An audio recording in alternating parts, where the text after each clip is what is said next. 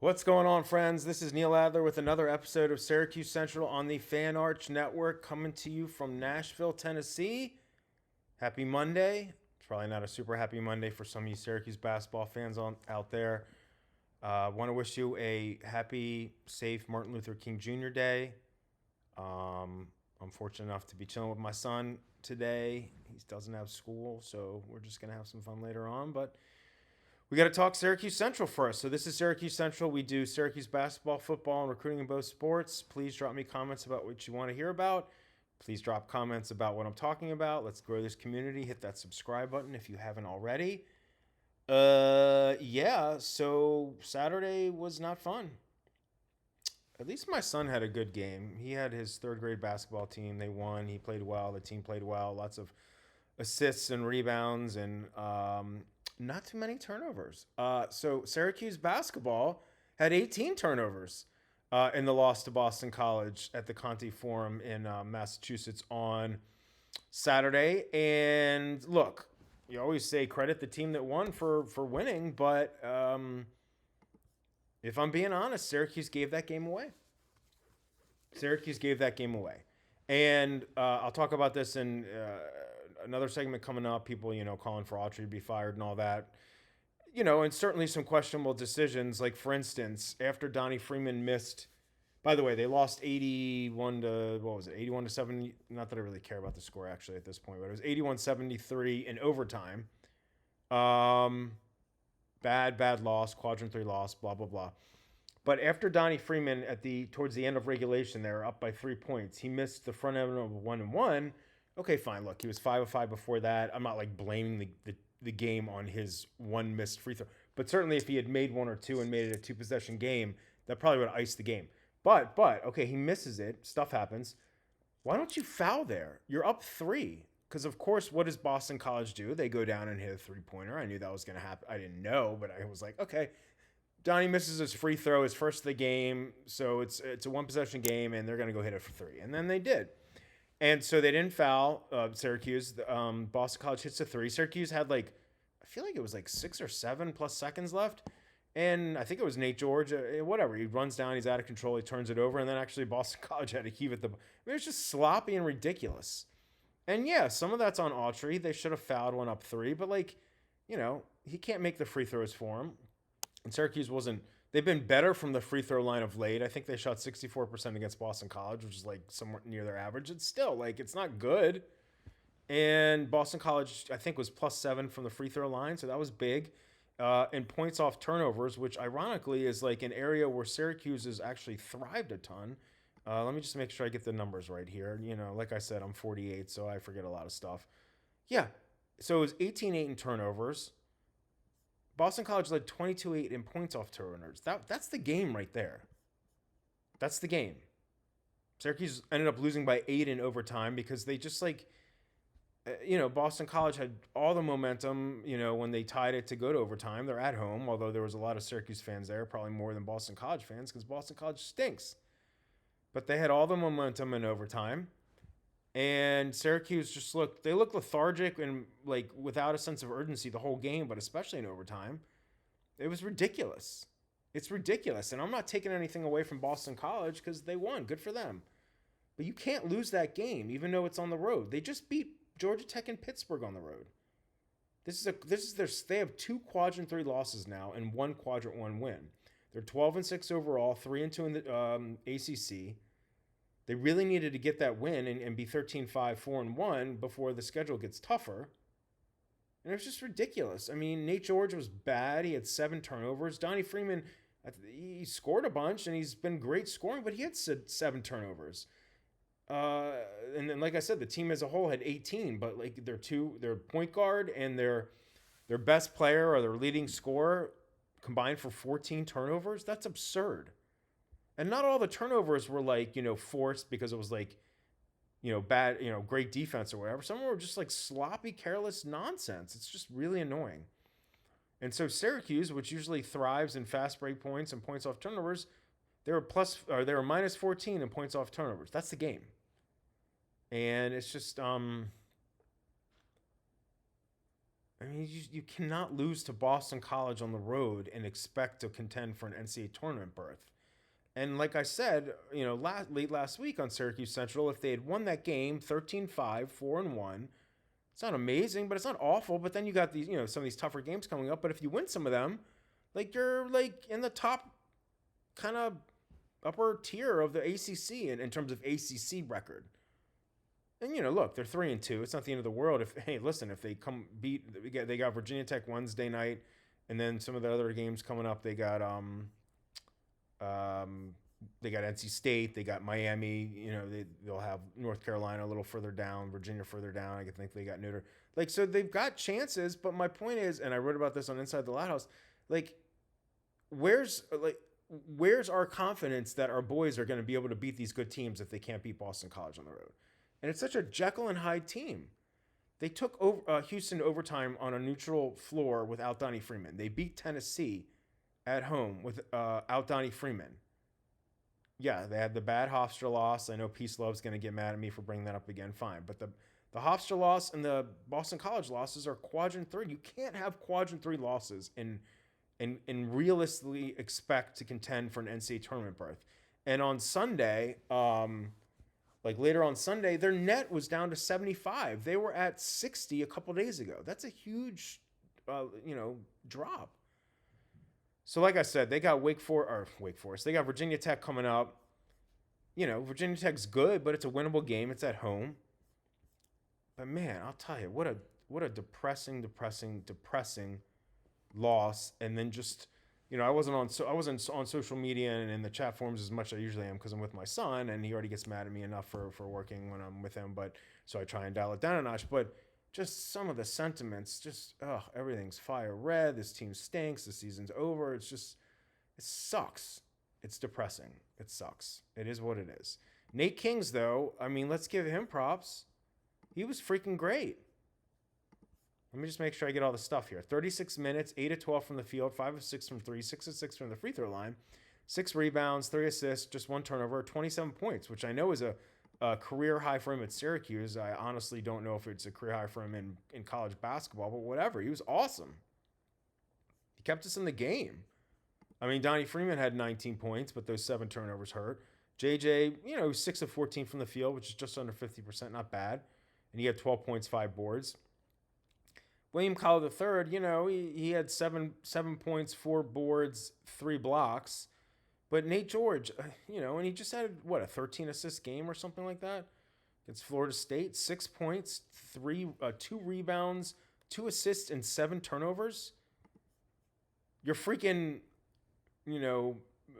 highly rated transfer point guard that I'm sure you paid a pretty penny for in rev share and NIL, third-party NIL. 2 assists and 7 turnovers. And Boston College has a pretty good defense. It's their offense is usually the issue. But still, that's absurd. That's absurd. But it's like, what do you do? Cayenne hasn't done much lately, and I know people want to see him play more, but he hasn't done much, even when he has gotten in. Tyler Betsy was great the other day, but he was non-existent against Boston College. So it's just like, if Kings is playing well and you got Freeman, JJ, and William Kyle in, but Nate George is struggling, like, who do you put in? You're not going to put in Luke Fennell. I don't know. You ride with Nate George. You put in Cayenne at the 2 and Starlink the 1 more. I don't know. Part of me, before I taped this show, I was thinking to myself, well, shit. Oh, excuse me. Shoot. Probably can't say that. But you put JJ at the 1 and you put Nate Kings at the 2 maybe, and then Betsy at the 3, and then Freeman and Kyle. Nate Kings is more of a wing than I guess a 2 guard, 2/3 is a wing. I don't know. It's just so frustrating. Anyway, Kings was great. It was great to see because, he had that great first half against Tennessee, and he's had some other games where he was solid, but he's been kind of up and down. But he's up to, his three-point shooting was really bad to start the year. But he's up to, let me just get this right here. So he's averaging a little over 10 points, 4 boards, and 1 assist. He's up to 63% from the free throw line, which is pretty good. He's up to 34.4% from 3 and 46% from the field. So he's trending up. So let's keep that going. All right. So, this is like nothing new, but certainly after a loss like this, you see it's more, what's the word? It's more prevalent. It's just you're seeing more abundant. I'm trying to think of the right word here. Just with this loss and not fouling when you're up 3 late and some of the other questionable stuff that's been going on. There's a lot of fans again on social media, chat rooms, whether it's SyracuseFan.com or 24/7 chat forum or where else, or again on Inside Loud House channels, social media channels. There's just a growing number of fans that just want Autry gone right now, and I'm not in that camp. I question some of his decisions, but I also feel like some of this stuff isn't on him either.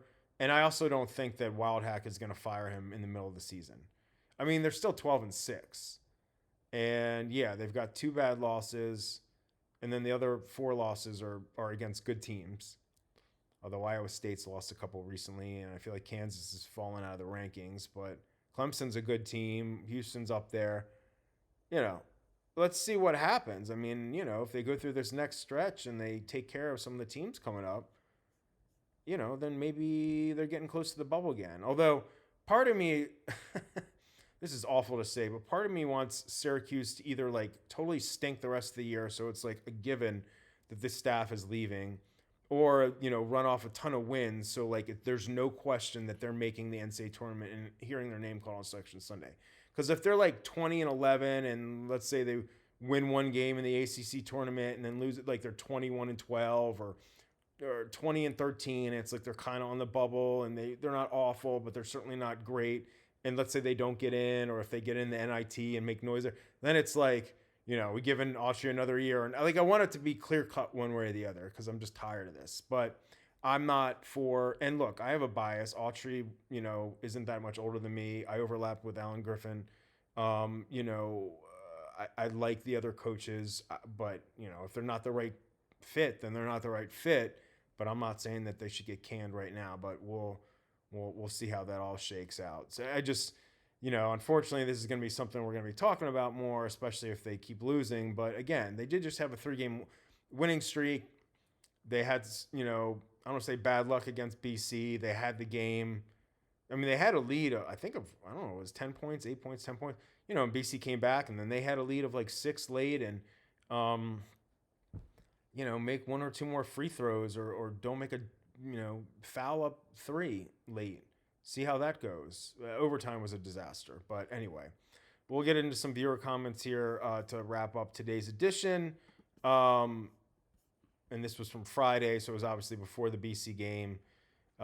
Dave Tyndale, my man here, says, no easy game in the ACC. Every game is important and intense. Yeah, that was proven. E. Adams says, Red is a good coach and an excellent recruiter. I don't believe we would have Freeman or Starling without him. He has put together a good and talented group of players. Kyle was a great fit and fine. Suarez is starting to develop as a rim protector. I love Sadiq's energy. Kine will eventually be that player. This is a tournament team. We definitely have the pieces. It's just a matter of time when they gel fully. So, like, great points there. And, like, that's what some people on, like, social media were also talking about. They're saying, yeah, it's a pretty good roster. The problem is the coach. And I don't think that's entirely it either. I mean, I feel like this team was starting to, like, kind of piece it all together when they got into this 3-game winning streak, and it was the 4th game with Donnie back. And, yeah, they have, like, nice pieces on paper, so to speak. William Kyle's been great. Donnie's been doing his thing. Nate George is, I think, has had some good games, but I think overall has been a slight disappointment. Not a disaster, but a slight. People were, like, blaming him for the loss yesterday, or on Saturday. Dude, he had 7 turnovers, but so did Donnie. Like, the bench did nothing. So, like, it's not, like, stop blaming one player. You can say that Nate George was really bad and was a huge reason why they lost, but, like, these blanket statements from these fans, and look, I respect my fellow fans, but, like, you, in a nutshell, you don't know what you're talking about. But, if Nate Kings continues to do his thing, like, in terms of shooting better and that sort of thing, Starling's been pretty good of late. Yeah, I mean, Kine's cooled off. He's not getting as much run either. Sadiq, we knew would get less run when Donnie's back. Suarez gives you a few good minutes here and there. Betsy's had some, he's up and down, but he's had some good games. So, yeah, like, there's pieces there for it to be a relatively solid roster. And certainly when they're clicking and they're playing good D and they're getting a lot of turnovers and they're shooting well, these are Captain Obvious statements. But, yeah, they can play with pretty much anyone. They've shown that. I'm just still not convinced that. I feel like I just don't know if Red is the guy. Like, I don't know if he's just better as the associate head coach and a lead recruiter at a high major school, whether it's Syracuse or elsewhere, because he is a great recruiter. They got Donnie Freeman because of Red and because of Brendan Strawn. And JJ came back, I think, in large part because of Autry. So, it is what it is. Stevie writes, completely agree with your take about playing Betsy and Kings at the same time. Pair them with Nate George. We see a lot more assists from him to both of these guys. Do you think that the lack of recruiting in the high school class is due to the lack of coaching certainty with Autry? Yes, I do. I think it's twofold with the high school recruiting. Number one, there's uncertainty about whether Red, Griff, and the rest of the team will be there next year. And number two, they could bring back, and, we'll see about all that, but they could bring back, if Nate King's got more eligibility, I believe 10 of 13 guys. 10. And so, as I've been told, like certain guys they're recruiting, maybe they kind of like passed on or moved on from, in terms of high school seniors that had visited. I don't need to get into specifics, but because maybe they like their guys on the roster better, or there could, certainly financial stuff could come into play. They're continuing to recruit Jordan Smith Jr. I don't see them getting him unless they turn things around a little bit more. Clyde Walters is a potential reclass from 2027. He's officially visited.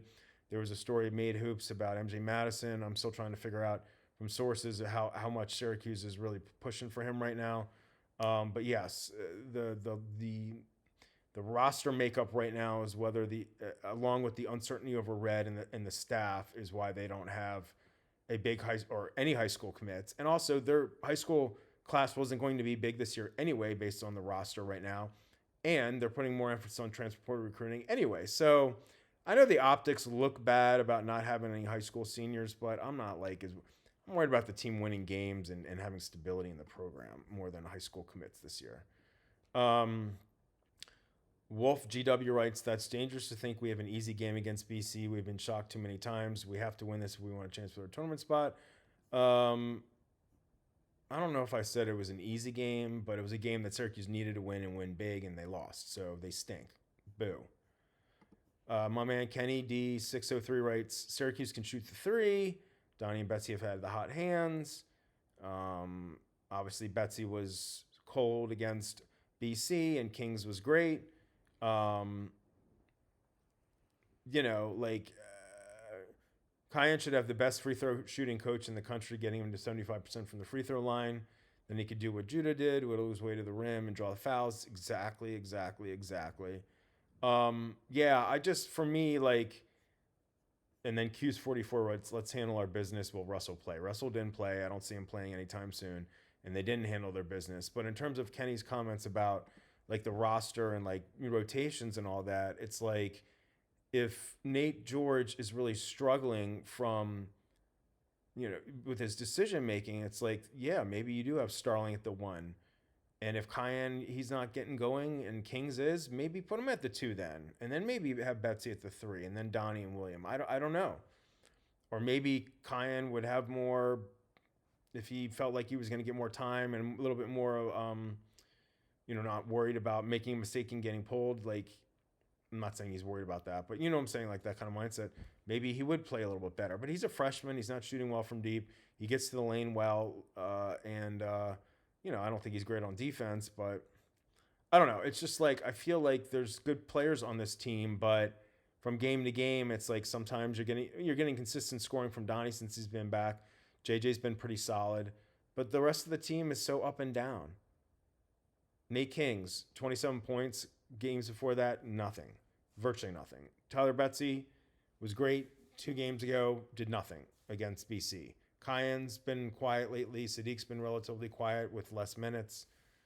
Nate George, just so up and down. William Kyle is pretty steady. So again, there's pieces there for it to be a potential team to enter the conversation for the NCAA tournament. And then you've obviously got some questionable decisions on by the head coach. And so this is where we are. They're not an awful team. They had an awful loss though, but more games to come. That's all I'll say. All right, I'm going to go enjoy the rest of my day with my son. I hope everyone has a good Martin Luther King Jr. Day. Please be safe. Be kind to everyone. Love each other. It's all good. It's still just Syracuse sports. We love Syracuse. I bleed orange. And we'll just keep moving along with Syracuse basketball, Syracuse football, recruiting in both sports. This is Syracuse Central. Please hit that subscribe button. I am your humble host, Neil Adler. Have a great rest of your Monday, friends, and I will talk to you again on Tuesday. Take care.